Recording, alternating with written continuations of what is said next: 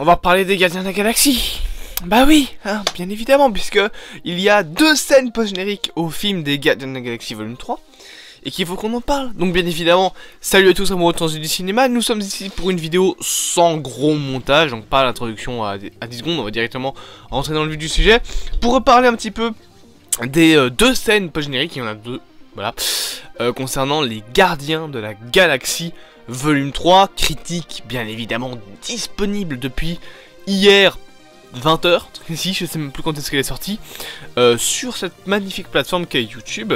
Je vous avais dit, le film est une masterclass, mais aujourd'hui on est là pour parler des 2 scènes post-génériques. Il y en a une, la deuxième, qu'on va très vite survoler, on va en parler tout de suite, étant donné que c'est juste donc à la fin du film, on voit Peter qui retourne sur Terre, avec la dissolution donc des gardiens, enfin entre guillemets, et qui va ensuite, voilà, il retourne sur Terre auprès de son grand-père, et la scène post-générique en soi ne tease rien, parce qu'en vrai c'est juste Star-Lord donc qui parle à son grand-père qui dit oui, tu vas quand même pas faire la pelouse toi-même, tu vas le laisser à ton fils de 40 ans, etc. Je sais plus quoi, vraiment ce qu'ils disent. Le seul truc qui est intéressant dans la seconde scène post-générique, c'est que donc à la fin, tu as le fameux texte qui est là à chaque film pratiquement, qui dit le légendaire Star-Lord va revenir. Bien évidemment teasing pour le fait que probablement que Chris Pratt reviendra pour les Avengers, donc Kang Dynasty et Secret Wars, c'est quasi sûr finalement, parce que les Gardiens de la Galaxie c'est quand même une équipe emblématique, donc je pense qu'ils reviendront quand même. Bon, à part Zoe Saldana et Dave Bautista, je l'ai dit dans ma critique, c'est pas encore complètement sûr, ou alors dans ma vidéo de 7 ans, je sais plus, mais je l'ai dit que c'était pas encore complètement sûr qu'il quittait entièrement le rôle. Juste il a envie de faire autre chose. Et par contre Zoe Saldana, elle c'est mort, on la verra plus. De toute façon le personnage de Gamora n'a plus besoin d'être là. Voilà, c'est plus un personnage qu'on a besoin de voir. Donc voilà, on sait juste que Star-Lord va revenir. Alors Chris Pratt a quand même donné comment dire, des petits guillemets à son retour, dans le sens où il a prévenu que si il devait revenir, ce serait en ayant coché certaines cases concernant le programme dans lequel il veut revenir. Et je pense que c'est surtout pour garder l'ADN de James Gunn, parce que James Gunn, lui, il est parti chez donc DC Comics, avec le DC Universe qui commence à se créer, et qu'il crée avec Peter Safran et son équipe de scénaristes. Mais du coup, on n'a plus James Gunn qui réalisera un Gardien de la Galaxie dans le MCU, au moins pendant 8 ans. Donc je pense que Chris Pratt, pour lui, veut quand même garder l'ADN qu'avait le film Les Gardiens de la Galaxie. Dans quoi est-ce qu'on peut retrouver le personnage de Star-Lord? Je pense dans un programme solo. Voilà. Je pense honnêtement qu'on aura un film qui pourrait s'appeler du coup The Legendary Star-Lord, ce qui donnerait un bon titre. Et ça pourrait permettre de continuer l'histoire de Star-Lord, qui pourrait créer peut-être une sorte de nouvelle équipe de Gardiens de la Galaxie, ou voire même peut-être des Cosmic Avengers ou un truc dans le genre. De toute façon, dans les comics, il y a plusieurs équipes des Gardiens, il y a plusieurs équipes des Avengers, il y a les Uncanny Avengers qui sont dans l'espace avec Squirrel Girl, etc. Donc voilà, actuellement Star-Lord a son chemin de rédemption à faire, il a son chemin aussi de questionnement, de réponse. Pareil pour Mantis, pareil pour Nebula. Je pense que Nebula, on la reverra. On verra si on reverra Drax, puisque du coup, aucun personnage est mort, on les verra probablement. Mais, du coup, la seconde scène post-générique n'est pas très intéressante. La plus intéressante, c'est la première scène post-générique, dans laquelle donc on voit l'équipe, en tout cas ce qui reste entre guillemets des Gardiens de la Galaxie. Il y a Blur, donc la créature qui accompagne Adam Warlock dans le film. Tu as Adam Warlock, bien évidemment, tu as Rocket, tu as Groot, tu as, il me semble, Kraglin aussi. Ouais, tu as Kraglin, et tu as une petite fille qui du coup est une fille qui a été sauvée par les Gardiens de la Galaxie, qui parle, ce qui d'ailleurs me ferait penser que les Gardiens de la Galaxie volume 3 se passe peut-être avant, ou alors juste après Endgame à la limite, ou juste après Thor Love and Thunder, et que du coup tu es autre chose qui se passe. Je sais pas la temporalité des Gardiens de la Galaxie volume 3, mais vu l'avancée, on va dire, de la petite fille, j'ai l'impression que la première scène post-générique du film se passe au moins plusieurs années après, dans le sens où elle a appris à parler, elle a grandi, etc.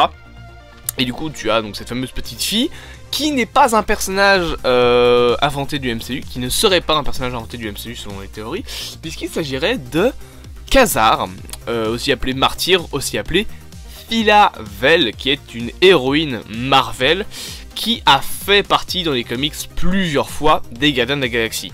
Donc on voit à la fin de cette scène post-générique, donc ils sont tous là, ils parlent de leur groupe préféré, pendant que tu as des ennemis qui arrivent vers eux. Et à la fin de la scène post-générique, c'est tu as la nouvelle équipe des Gardiens de la Galaxie avec Groot, qui est gigantesque maintenant, qui va attaquer. Et cette fameuse petite fille là a des super pouvoirs. Tu vois ses mains qui commencent à avoir une espèce de aura violette bleue sur ses bras. Et bien justement c'est ce qui permettrait de savoir que c'est Phyla Vell. Après le truc c'est que cette petite fille est quand même petite, hein, elle doit avoir quoi, 8 ans. Donc je pense que, sachant plus ou moins l'âge du personnage dans les comics, on verra pas sa version finale, on va dire, avant au moins 5-7 ans. Voilà, un truc dans le genre. Donc à mon avis, on la verra pas dans les Avengers Secret Wars et Kang Dynasty. Et on la verra peut-être pour l'arc des X-Men, qui serait selon certaines théories la prochaine phase du MCU. C'est vrai que techniquement on pourrait avoir à la limite la phase des X-Men après la Multiverse Saga, avec comme antagoniste final Apocalypse ou un truc dans le genre, ou Magneto ou je ne sais quoi, un des grands ennemis en tout cas des X-Men. Et la phase d'après qui à mon avis sera la dernière phase, enfin la dernière saga du MCU, ce serait peut-être la Cosmic Saga on va dire avec Galactus. Sauf que je pense pas que le MCU va durer 40 ans non plus. Là on apprend déjà des 20 ans. Quand Secret Wars sortira, il y aura pratiquement 20 ans de MCU qui seront tombés. Donc je pense que ça durera peut-être à la limite grand max 40 ans. Et je suis optimiste parce que faudra voir si le budget bien évidemment et surtout si le box-office est encore là. Mais sinon du coup cette seconde scène, enfin cette première scène post-générique nous montre bien qu'une nouvelle équipe des Gardiens de la Galaxie est présente. Est-ce qu'on aura du coup un Gardien de la Galaxie volume 4? Je sais pas. En vrai, je pense surtout qu'on aura premièrement un programme personnel sur Adam Warlock qui permettra, comme je l'ai dit, donc de développer le personnage, parce que c'est un personnage qui est fort mis de côté dans le film Gardien de la Galaxie volume 3. Et j'avais dit que l'avenir l'aidera probablement, dans le sens où à mon avis il y aura un programme solo, soit une série, soit un film, je ne sais pas, sur le personnage de Adam Warlock, histoire de le développer un peu plus. Il y aura peut-être aussi quelque chose sur Kraglin, il y aura peut-être aussi quelque chose sur Cosmo, parce que oui, Cosmo est aussi dans l'équipe. Donc voilà, je sais pas si on aura un Gardien de la Galaxie volume 4, surtout avec une équipe pareille. A mon avis, si vraiment on a un 4ème film Gardien de la Galaxie, ce sera surtout un film réunion, finalement, donc un film où les gardiens originaux, on va dire, se recomposent pour affronter je ne sais quelle menace. Et à ce moment-là, on pourrait avoir le retour de Mantis, de Drax, de Star-Lord, Rocket, Groot, Kraglin, Cosmo, tout le bordel. De l'équipe Nebula aussi, qui est toujours interprétée par Karen Gillan pour l'instant. Donc pour moi, la scène post-crédit ne tease pas les Gardiens de la Galaxie volume 4. Je pense surtout que ça tease juste le fait que les gardiens sont toujours présents. C'est plus les mêmes, ils sont un petit peu dispatchés partout. Donc ils sont pas décomposés. Les Gardiens de la Galaxie qu'on connaît depuis 3 films existent encore. Et ça c'est un détail qui est assez intriguant finalement, puisque James Gunn avait dit que ce serait le dernier film avec cette équipe actuelle, que l'équipe changerait après. Le truc c'est que l'équipe a pas vraiment changé. Genre la seule réelle personne qui a quitté officiellement le groupe, c'est Gamora. Le reste de l'équipe des Gardiens de la Galaxie ne s'est pas séparé, ils sont juste dispatchés. Star-Lord le dit bien, c'est pas une fin des Gardiens de la Galaxie, c'est juste que ils doivent faire le petit bonhomme de chemin pour avoir leur réponse chacun de leur côté. Nebula et Drax doivent avoir leur petit lien de rédemption sur Nowhere. Peut-être qu'on peut d'ailleurs avoir un truc en rapport avec Nowhere qui pourrait sortir, je ne sais pas quoi, pas de film, pas un film à mon avis. Mais ça pourrait par exemple être un spécial ou une série, je sais pas. On aura Mantis également qui va avoir son propre bonhomme de chemin. Star-Lord, on l'avait dit donc grâce à la seconde scène post-générique, qui pouvait avoir un programme qui pourrait s'appeler du coup The Legendary Star-Lord. Et le reste du groupe, donc Rocket et Groot et Cosmo et Kraglin, eux ils ont fondé, on va dire, l'équipe intermédiaire des Gardiens de la Galaxie. Parce que faire un film Gardiens de la Galaxie avec cette équipe-là, ouais, c'est pas une aussi grosse équipe. Après, tu vas me dire, Phil Havel dans les comics, au bout d'un moment, elle devient Star-Lord, enfin, elle devient une nouvelle Star-Lord.